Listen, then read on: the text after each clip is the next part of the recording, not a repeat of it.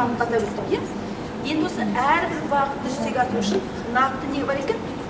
Қадамдар бар, иә? Қадам. Ол қандай қадамдар? Мониторингтің, бағалау мен бақылаудың стандартталған және азайтылған рәсімдердің аясындағы мемлекеттік басқарудан, яғни стандартталған нақты нәтижелер беретін мемлекеттік басқаруға көшу керек.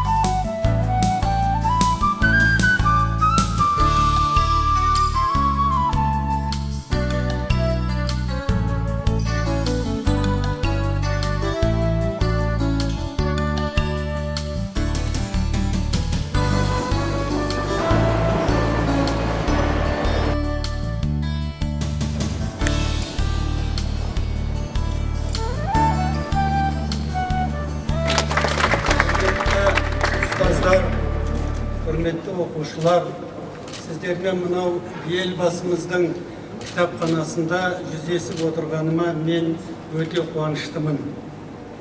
Өздеріңіз білесіздер, сайлаудың алдында елбасымыз өзінің бағдарламасында 5 институционалдық реформа туралы айтқан болатын. Ол реформалар май айынан бері іске асуды бастады. Ұлттық үлкен комиссия құрылған болатын, премьер-министр басқаратын. Қазірдің өзінде үлкен шаралар жүргізілді.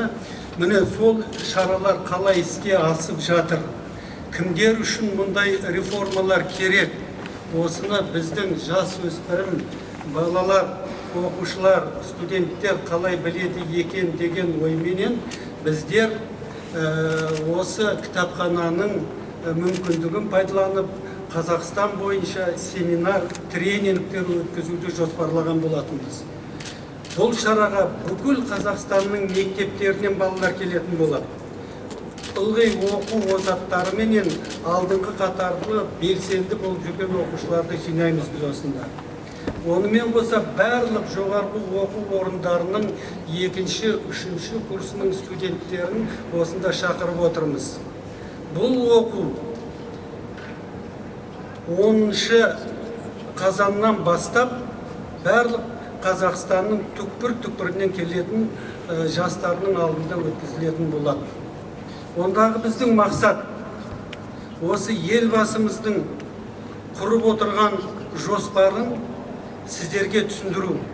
Жас өспірім оқушылар мен студенттерге түсіндіру. Себебі бұл реформалар Қазақстанның алдағы болашағына жол жасап беретін реформалар.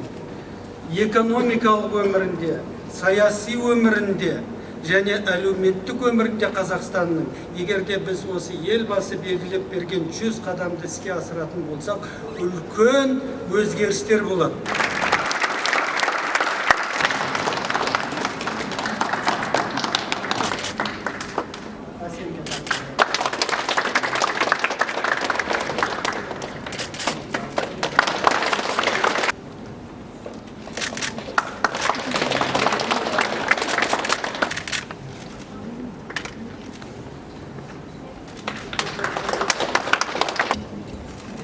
Қол соғамыз, қолдаймыз.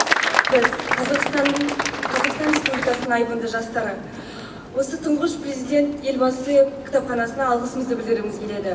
Бүгінгі күнде талқыланып отырған әлемді өзгертетін идеяларды өткізілген семинар тренингтің арқасында біз көптеген мағлұматтар жидық.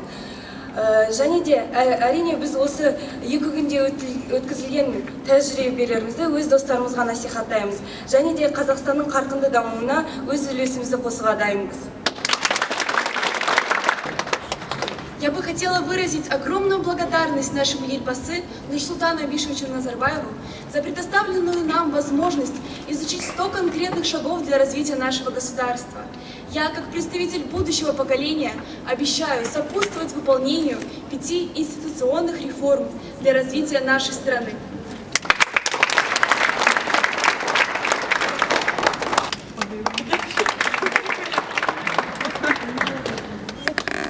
Қайырлы күн, қадірменді ханымдар мен мырзалар. Мен бұл сөзімді Қайрат Рысқұлбековтың сөзінен бастағым келіп тұр. Қазағым, елім, қайсайып тұр белін сынуға таянып. Қамауда малың, қанауда жаның, аш көзіңді оянып, ұйықтайтын бар, не сиқын. Бұл сөздің айтылуына 150 жыл өтті. Мінеки, 150 жыл өткен уақыттан кейін Қазақстан қандай белестерге жетті.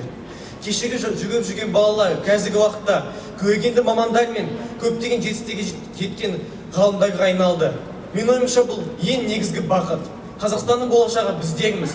Осындай керемет жол салып берген осы зәулім ғимараттың жетекшілері мен барша қызметкерлерге мында бір алғыс.